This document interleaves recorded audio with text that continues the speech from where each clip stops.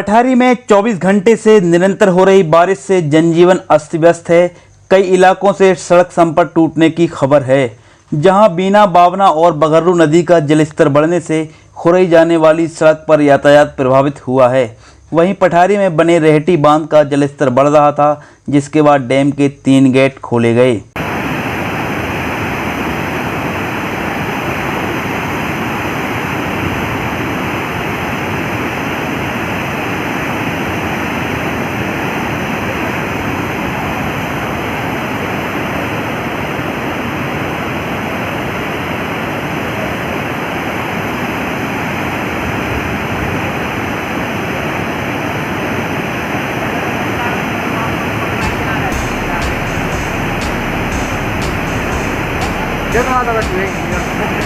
मछली लेकर आएगा जी उतारे करके।